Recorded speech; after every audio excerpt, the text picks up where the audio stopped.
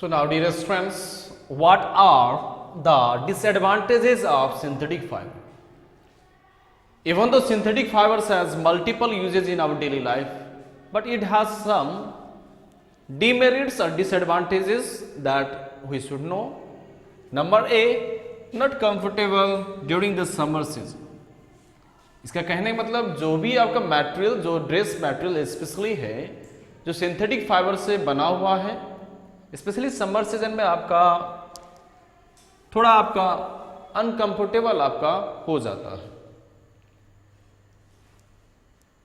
Because they do not absorb the sweat very quickly, or they do not have the sweat absorption capacity very much in comparison to the just like that of the natural fiber. मतलब ये हम लोग को sweat को absorb नहीं कर पाता. As a result, we feel discomfort during the summer seasons while wearing the synthetic clothes, right? Number B, it is highly inflammable. मतलब ये बहुत जल्दी आपका फायर कैच कर जाता है.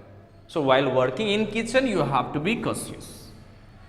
मतलब किचन में यदि वर्क कर रहे हैं, चाहे फायर के आसपास वर्क करते हैं और हम लोग सिंथेटिक फाइबर का कपड़ा लगाए हैं, तो हम लोग जहां तक हो सके हम लोग परहेज करेंगे, चाहे दूरी बना कर रखेंगे. Because not to forget, synthetic fiber is highly inflammable in nature. मतलब वो बहुत जल्दी आग को पकड़ लेता है. ठीक है. Number C, they are non-biodegradable, means synthetic fibers are not decomposed by decomposers. मतलब बैक्टीरिया एंड फंगी उसको डिकम्पोज नहीं कर पाता है and they cannot convert into the simple form. So थोड़ा नेचर के लिए क्या है, एक पॉल्यूटेंट के रूप में आपका जमा हो जाता है. Means it becomes as the source of pollution. मतलब पॉल्यूटेंट के रूप में हम लोग को इकोसिस्टम को थोड़ा नुकसानदेह ये हो सकता है. ठीक है. So you have to think about the use of means excessive use of synthetic fibre.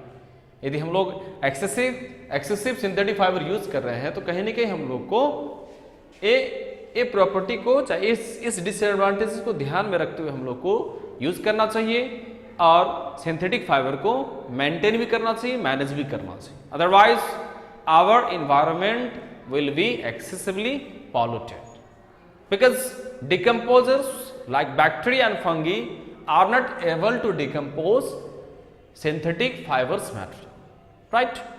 So they are highly non-biodegradable in nature. Next, may cause skin problems or allergies.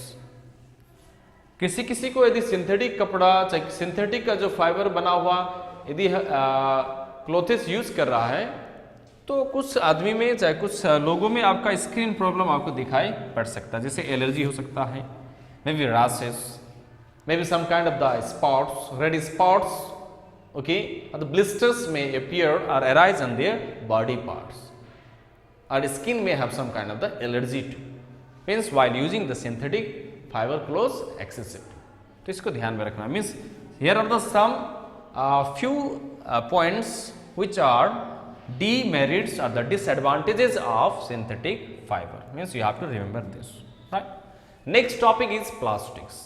Plastics are also the synthetic fiber. मगर ये ऐसा fibre है जिसको हम लोग heat करने से वो माउल्ड हो जाता है. Means they can be माउल्डेड.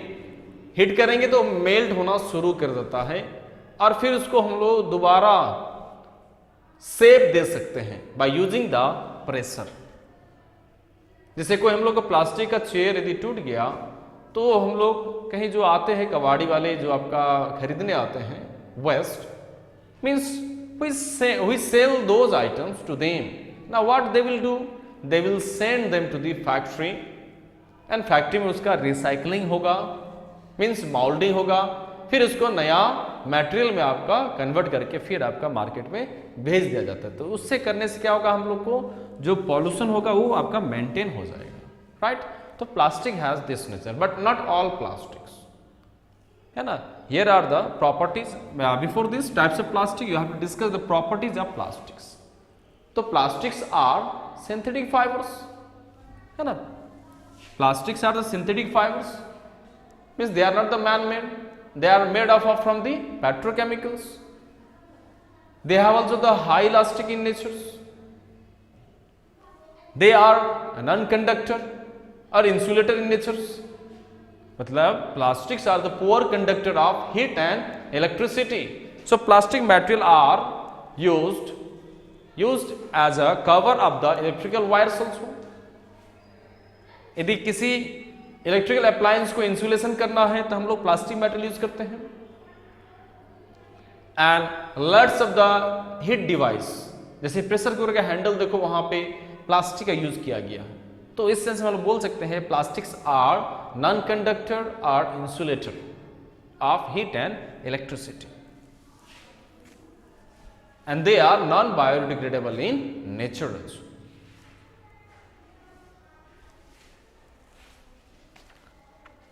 And other you can write that they can be molded in any shape when they are heated and thus can be reused. Means plastic को हम लोग आफ्टर यूज, यदि use करने के बाद ये फट गया तो इसको हम लोग दोबारा रिसाइकल कर सकते हैं, माउल्ड करके फिर हम लोग नया चीज बना सकते हैं. दूसरा चीज क्या है कि आपका plastics are non corrosive in nature and they are moth resistant, insect resistant. And when some kind of chemicals fall on the plastics, then they don't have any kind of reactions. Means they are safety from the chemicals product also. Now next, here is the types of plastics. So basically there are the two types of plastic, thermoplastics. Now plastics, thermoplastics are the plastics which can be molded easily by the application of heat. यदि हम लोग थोड़ा सा ही heat देंगे तो ये easily mould हो जाता है, बिकॉज थर्मोप्लास्टिक्स में आपका लीनियर पॉलीमर का लिंकेज है, स्ट्रेट है, it doesn't have cross of the branch linkage type of polymer, तो इजीली मोल्ड हो जाता है और इजीली हम लोग इसको फिर दोबारा नया शेप हम लोग दे सकते हैं. तो such plastic which can be moulded easily by the application of heat are known as thermoplastics. Example यहाँ पे दिया है polythenes, polystyrene, polyvinyl chloride etc. Now next, thermosetting plastics. Thermosetting plastics are those plastics which when molded once cannot be subtained on heating are called thermosetting. जब एक बार इसको हम लोग कोई शेप दे दिए हैं फिर दोबारा इसको हम लोग रीमोल्ड नहीं कर सकते हैं, because they have the branched or cross linked polymer arrangement, right. इसका एग्जाम्पल वही है, इसका एग्जाम्पल थर्मोप्लास्टिक का पॉलीथीन है, पीवीसी पाइप्स है ना, देखा होगा पॉलीथीन को हीट में डालने के बाद तुरंत आपका मेल्ट होना शुरू कर देता है. उसी जगह बेकेलाइट ले लिया हम लोग, है ना. दूसरा आपका मेलामाइन है, ये काफी हार्ड प्लास्टिक्स होते हैं, इसको हीट में जैसे हीट देने के बावजूद भी वो आपका मेल्ट नहीं हो पाता है. You might have seen the handles of the pressure cooker. These are the thermosetting plastic, means bakelite है, मतलब उसमें हीट जाने के बाद वो मेल्ट नहीं होता है, and we can use that for many days. Means time to time बार बार हम लोग उसको यूज कर सकते हैं, और उस केस में वहां पे थर्मोप्लास्टिक यूज नहीं कर सकते हैं प्रेशर कुकर के हैंडल बनाने के लिए.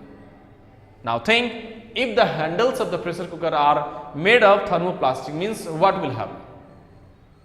क्या होगा, वो तुरंत मेल्ट हो जाएगा, मतलब खाना पकने से पहले ही आपका वो जो हैंडल था, जो इंसुलेशन किए थे हम लोग, नॉन कंडक्टर बनाए थे, वो पहले ही गायब हो गया. Then how will just you handle that pressure cooker?